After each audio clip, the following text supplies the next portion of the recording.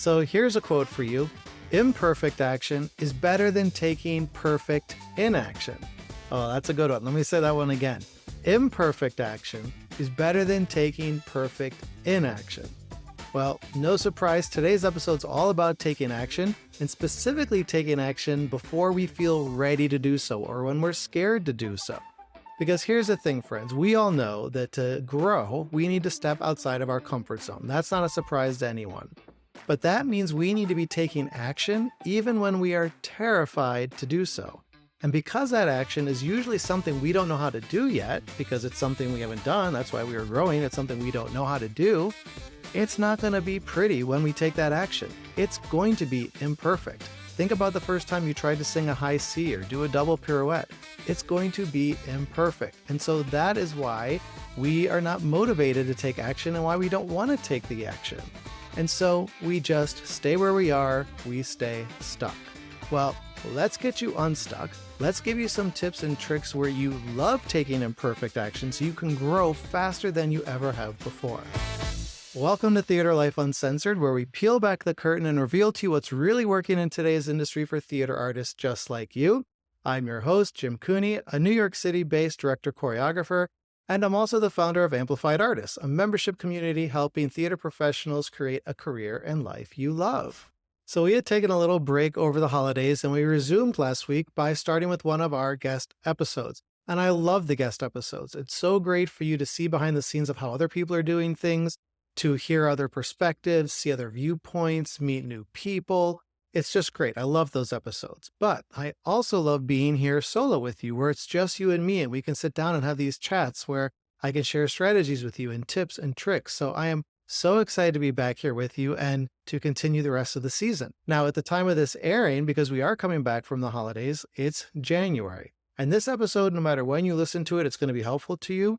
But for the people who are listening to it now in January, this is a time of year where everyone has their New Year's resolutions, everyone's fired up for their goals, they're in that action-taking mode. But here's the thing, did you know that 92% of people don't hit their goals? 92%. This was a scientific study that was done. 92% of people don't hit their goals. And the reasons why all boil down to the same principle: self-sabotage. It's not even an external factor. It's because people are self-sabotaging themselves and not taking action. They're not doing all these actions and steps and they're just not working. No, they're just not taking any action. So I want to get you into action. I want to keep you in action. And to do that, we have to understand one thing and make it very, very, very clear. It's what I said at the beginning of this episode. Imperfect action is better than taking perfect inaction. We don't need our actions to be life-changing or groundbreaking. We don't need our actions to be quote-unquote the best way to do something. We don't need to worry about what everyone else is doing. We don't need to do any of that, because even the most imperfect action is better than the most perfect inaction. And by the way, that is a Harry S. Truman quote if you wondered who first said that. Now, before we start breaking down how to actually do this and take imperfect action, I want to give you a free copy of a resource I created that goes over the 20 essential building blocks of an artist's career and how you can book your dream jobs faster and easier, and shows you areas where you may be missing this idea of taking action or taking imperfect action. It could be things you haven't even thought about, because we all know that we should work on our talent and our skills and learn how to audition better. But there's a whole bunch of other ways that help us book these jobs. And so if you are not taking action there, this will help illuminate that for you. And so then you know where to go. And after listening to this episode, you'll be all fired up and ready to take imperfect action because you'll have the tools from this episode. And so it's going to set you up for success. So to get a free copy of this resource, it's called Dream Career Blueprint. And to get it, just click the link to it in the description below this video. Now, one of the things we talk about in that blueprint is expanding your network and building industry relationships. And one of the quickest, simplest, freest ways to do that is social media. So how about you and me? Are we connected yet on social media? If not, let's meet. Let's start a conversation. Let's start building these kinds of industry relationships. So you can find me on Instagram. I'm at Jim Cooney NYC. Come on over there, say hello, tell me you're a listener of the show. Let's start talking. Let's start building a relationship and expand our network together. Now, let me ask you one more question before we dive in. Are you subscribed to this show? because that is the easiest way to get notified when the next episode comes out. So if you're not already subscribed, hit the subscribe and get notified buttons and you will be all set. All right, let's talk now about imperfect action. And I want to begin with a story. This is the first time I came across this idea or learned about taking imperfect action. I was at a seminar. It was for all theater people and different kinds of artists. And the person leading the seminar had done all of these different kinds of things outside of the arts, all things that were disconnected, had no relationship to each other, things like owning and running a business or being a pilot and flying planes, all these different things, right? And throughout the seminar, we were hearing him talk about all these different kinds of jobs he had and different industries he worked in and all this stuff. It was so impressive, but at the same time, kind of mind-boggling how someone could do all that. And someone finally asked him, how did you know how to do all these things? And his answer was, I didn't. I didn't know how to do them until I knew how to do them. No one knows how to do anything until they know how to do it. A pilot doesn't know how to fly a plane until they know how to fly a plane, right? You can't just go to the classes and learn about the aviation and learn about what the buttons do and altitude and all those kinds of things. You actually have to get in the plane and fly. And it's not going to be perfect at first, right? Takeoffs are going to be rough. The navigation is going to be sloppy. The communication with air traffic control is going to be a mess. The landings are going to be bumpy. But you know what? After you do it and you keep practicing at it, you get better at it and it gets smoother. It gets easier. You learn by doing. And it was such a revolutionary moment for me because I'm like, yes, of course, that makes so much sense. How are we supposed to know how to do something until we know how to do something? It's crazy for us to even think that, right? It doesn't make logical sense. And yet that's what we do to ourselves. We act like we need to know the answers before we can take any kind of action. So let's take this even a step further now using this pilot example. Imagine you're at the airport and you're waiting for your flight and the gate attendant comes on the microphone and says, hey friends, we have two options today. Option one is a pilot who has been flying for 10 years, or the other option is a person who's been studying how to fly for 10 years. They've been thinking about flying, analyzing flying, mapping out ways to fly. Who would you prefer your pilot to be today? Well, obviously we're going to choose the pilot who actually has the experience, who's actually been flying for 10 years. We trust people with the proven experience. And by the way, this is the same in our industry too. It's why casting directors and creative teams and producers, why they want to have trust that you can do this and why they want to see you have experience. So it proves to them that you know what you're doing, that you have done this. And while we're on this topic, there are so many other ways you can prove this without it just being that you've been in a show and it's on your resume, right? It's part of what we talk about in the Dream Career Blueprint that I mentioned a few moments ago. That shows you all the other ways you can demonstrate your skills like this and give people that confidence and trust. So I just want to make sure here that we all understand this, that it doesn't need to be on your resume to have proven to someone that you can do it, right? But this is the idea that we have to prove ourselves before people trust us. It's just how it works. Now, on paper, this all makes sense, right? If you got into an airplane and you had no training at all, you didn't do any classroom time, you didn't have any instruction or read any books, and you just got into a plane and tried to fly it, that wouldn't work out well for you. Likewise, if we only ever stay in the classroom and we never actually get into a plane and fly, that's also not going to work well for you, right? Neither way will you really know how to fly the plane. So we have to be doing both things at the same time or in conjunction with each other. And we know this. We know that taking some action is going to be better than not taking action, right? That is how we learn. So why don't we do it then? What's happening here? Well, there's a couple things. One of those is comparing ourselves to people who are in a different place than us instead of comparing ourselves to the people that are at our own level. Now, we shouldn't be comparing ourselves to anyone anyway, but we're humans, we're going to do it. So compare yourself to the people that are at your level and at the same spot as you. So an example I can give you of this is when I work with dancers in colleges and universities, and I'm helping them with their dance reels. One of the things I say from the very beginning is, do not try to make your reel look like someone who's been in the business for 10 years. It's going to be impossible. They have 10 years of experience of footage from all the different shows and events and things that they worked on that they're going to be able to use. Your footage is going to be you filming yourself in a studio. But guess what?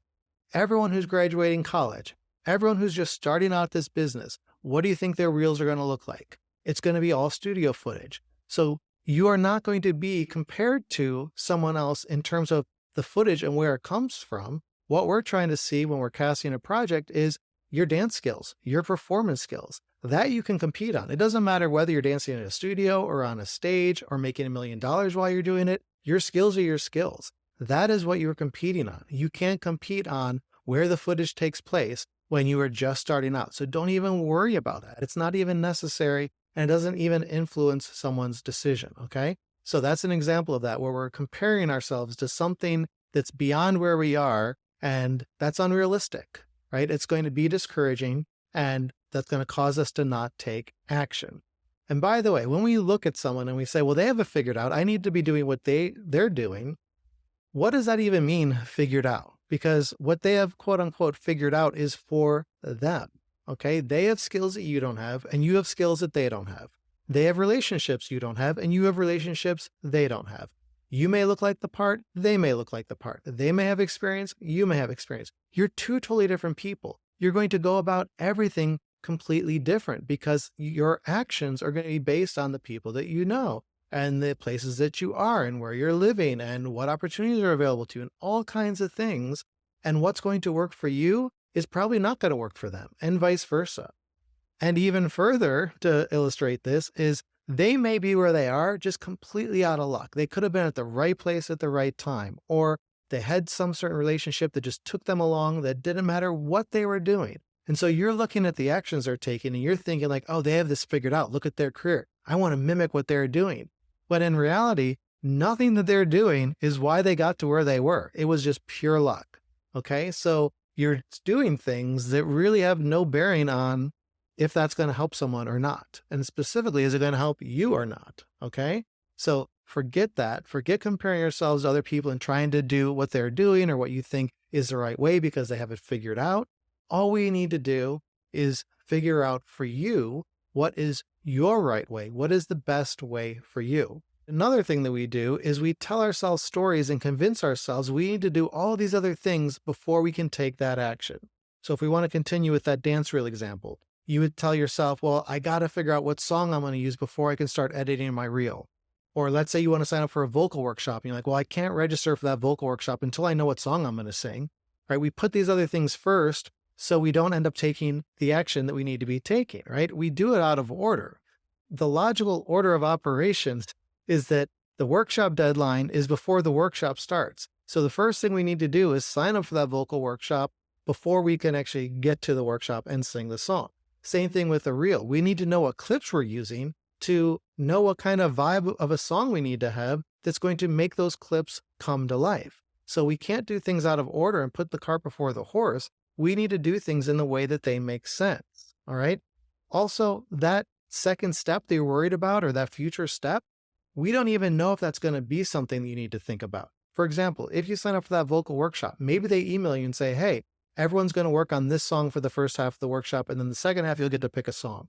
So right now, you don't even need to worry about it because you're just going to learn the one song they told you to sing. Or they might say, hey, here's a list of 10 songs you can sing for this workshop.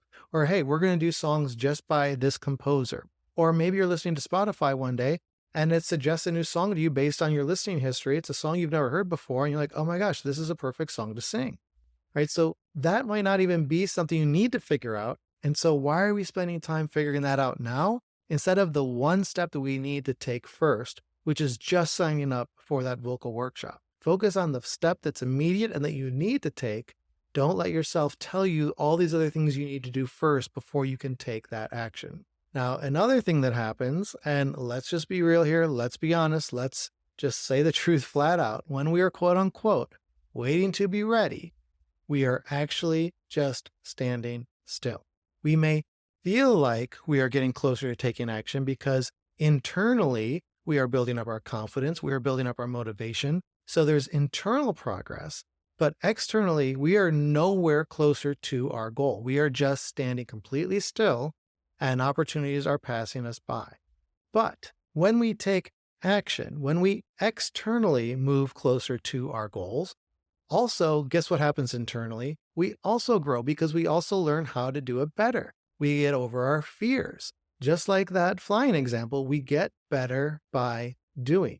When you are doing, you are externally moving closer to your growth and to your goals, and you are internally moving closer to that as well.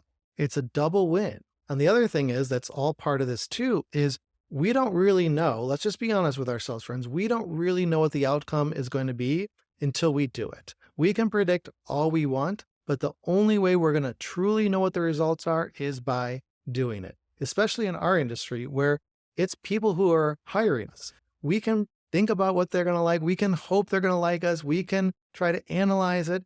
But until we actually take our actions, we're not going to know what the outcome is going to be. Okay? So we have to take that action. That is how we know. That is how we learn. That is how we grow. So now with all of that in your head, let's talk about some practical strategies here. First, what if you took just 10%, just a little bit of time, 10% of the time that you normally would take by being in classes and learning and planning and analyzing and mapping things out, you took that 10% away, and instead of doing all that, you use that as testing time. You use that as trial time. You just dip your toes in the water. You're going to take some imperfect action. It's not going to be pretty, but you know that by doing that, you are going to learn, right, if it is working or not. If it's working, great. Now you don't need to do that other 90% of the time that you are going to do with the learning and analyzing and planning. And if it doesn't work for you, now you know, and you can stop going down that pathway and stop spending time doing that and focus on something else. Okay. So it's going to get you to your goals faster by doing that. Now, obviously, if you're just doing 10% of the time, it's only going to incrementally get you there faster. So we would like to eventually get to 50% of the time you are doing testing and trialing, and 50% of the time learning, thinking, analyzing, planning, all that stuff. Just like the plane example, if you're a pilot, 50% flying and 50% learning, you have to be doing both in conjunction with each other. So same thing here. The ideal ratio is 50-50. Now, if I just said that to you right now and just go out there and cut the time you're learning in half and go take action, that's going to be terrifying, right? You're going to slam the brakes on, come to a screeching halt. So let's just start with 10%. Let's just do that baby step and see how that goes for you. And then the next time you can do 11 or 12 or 15%. And then the next time you can do 20%, and you can inch yourself closer, because you are going to start seeing how much faster this is helping you get to your goals and how much faster you're growing. So you're going to be encouraged to keep doing this. There's a famous quote, and yes, I know another quote, but this is another good one. It's by Nelson Mandela.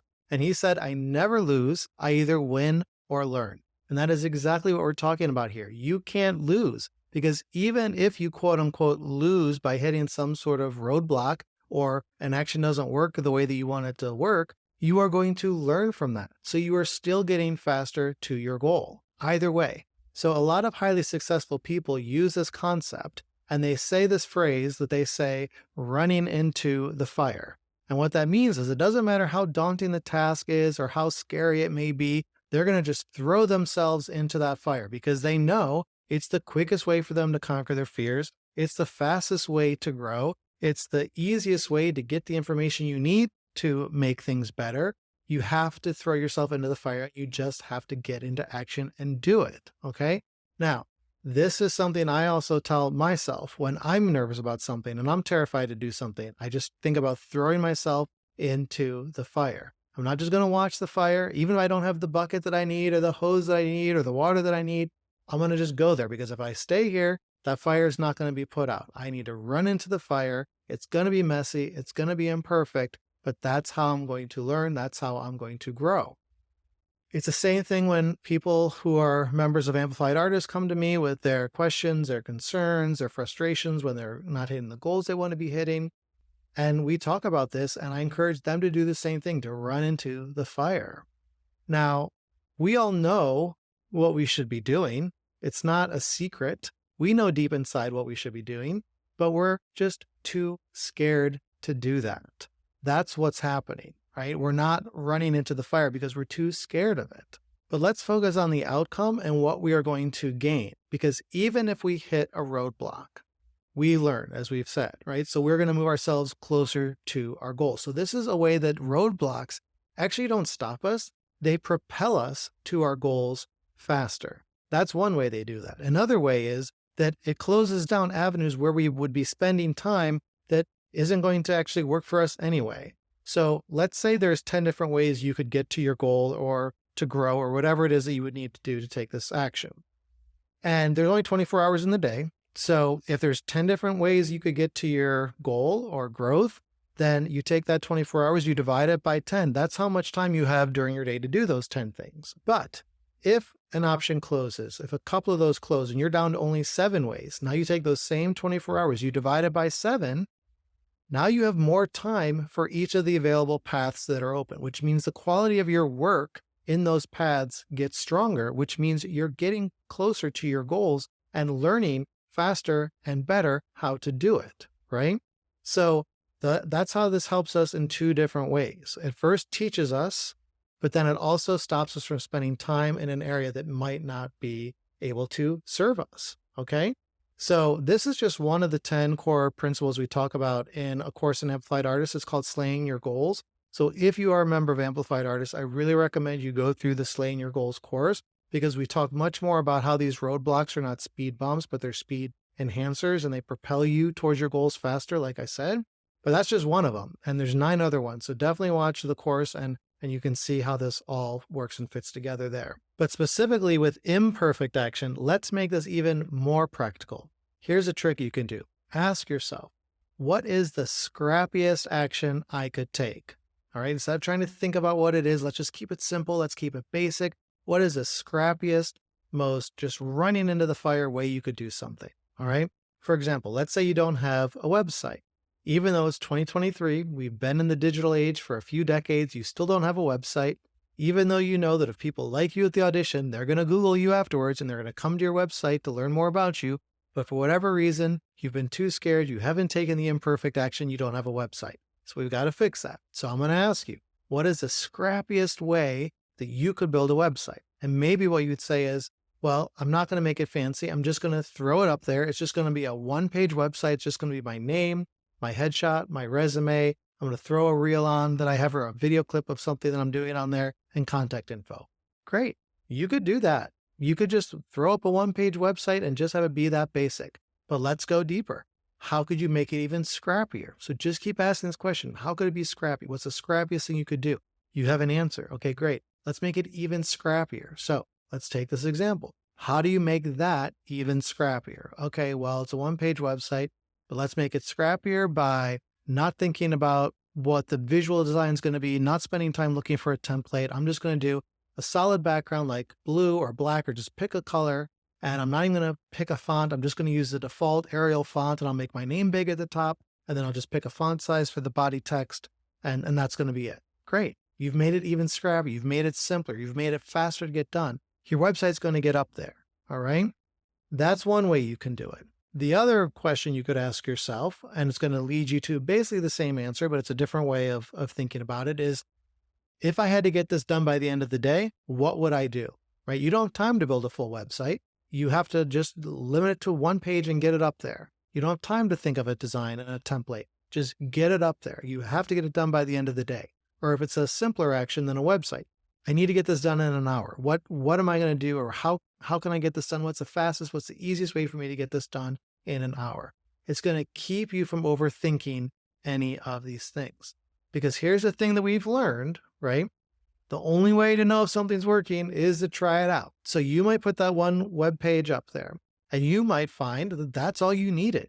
You didn't need to spend time doing all these other things, making an about page, making a video gallery, all this other stuff, because this 1 page is working for you. And when you put it up, you realize you don't have all that other content anyway. So why make pages to house content you don't even have, right? That could be one thing you find out.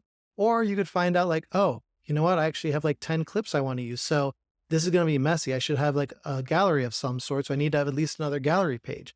Again, let's not put those steps first. Let's do those steps after, once we've learned from doing the first step. Until you actually get your website up, you don't know what other pages you're going to possibly have. And so we don't want to think about that yet. All right. You might find you need it. You may find you don't. There's no way to predict it. We just have to test it out. And in fact, when we do this in Amplified Artists, we have a course in there called Irresistible Websites Made Easy, where we go step by step with you on making your website. But one of the first things we talk to you about is this going to be a 1-page website, or is this going to be a full website with multiple pages? How much content do you have? Do you need to make it a big full website, or can it just be 1 page? Again, what we talked about in the beginning of the episode, Let's not compare ourselves to people 10 years down the line who have had a website for all this time. Of course, their website has grown and become more fancy as they've had it, but it probably didn't look like that when they first launched it. So let's not think about that. Let's think about just people who are just launching their very first website, who are just starting out, what's going to be expected to be on their website. And let's just do that and call it a day. Okay? We just want to take that scrappiest action to get it done as fast as possible because we're going to learn and then we can improve it from there. All right. So this is really baked in, I have to say, to so many areas of Amplified Artists. We have strategic step-by-step game plans so you can get yourself out of thinking mode and just follow the game plan. It's do this step first. Great. Okay, now let's do this step second. Okay, great. Now let's do this step third. The steps are in order, so you're not having to pre-guess and put steps ahead of time like we talked about. It eliminates that kind of stuff, and it eliminates the overthinking and the analyzing, and it gets you into action mode because the game plan has all the information. It has the stuff you need to learn and the resources and the support that you need, but it also keeps you in action. We need to have both of those 50% fronts moving, right? We need to have accountability so we stay in motion. We have an accountability forum in Amplified Artists. We do group challenges and other things that cheerlead you and help motivate you along the way. So since we're talking about all this, if you're like, hey, I'm not a member of Amplified Artists, this all sounds great. Well, come join us. We'd love to have you in our community. You can just go to amplifiedartist.life and I'll put that link in the show notes. But that shows you everything you get as a member and you can join us straight from there. So let's recap everything so that this is very clear and organized in your mind as you leave this episode. Imperfect action is better than the most perfect inaction. When we are not acting, we are standing still. We are letting opportunities pass us by. We need to get into action and to stay into action, even when it's imperfect. And by the way, it's probably going to be imperfect when we are growing. That's just how it is. So we talked about 3 strategies to do this. Number 1, test and trial as soon as possible. Run into the fire. That is the fastest way you're going to grow. That is the fastest way you're going to learn. If you need to start just doing that 10% of the time, because that's terrifying enough, awesome. Start there. And as you do that more and more, the ideal ratio is going to be 50-50. 50% of the time learning, analyzing, planning, thinking about things, but the other 50% of the time, get into action. Test things out, trial it. That is the only way you're going to know the outcome. You can't predict it. Number 2, ask yourself, what's the scrappiest action I could take? Or what is the scrappiest way this could look? Or if I had to get this done by the end of the day, what would I do? If I have to get it done in the next hour, what would I do? This is going to stop you from overthinking. Number 3, when you feel that fear start to bubble up and you're too nervous to run into the fire, or you're too scared of it, remind yourself, you cannot lose. You will either win or you will learn. And learning is also winning because, again, going back to the first point, that is how we grow the fastest way. So it is impossible to lose. You are either going to win or you're going to learn. There's no way to lose, so there really isn't anything to be nervous about. So what do you say? Are you ready to take some imperfect action? I hope the answer is yes. And I recommend you start by downloading the Dream Career Blueprint that I mentioned earlier. I'm giving this to you for free, so there's no reason not to download it and assess why things are or are not working for you and other areas where you should be taking action that you maybe haven't thought about yet. So you can get your free copy just by going to the link that's in the show notes. Just click that link, enter your email, and it'll be sent right to you. If you have any questions on today's episode or you want to keep the conversation going, just drop me a note in the comments below this video. I respond to each one.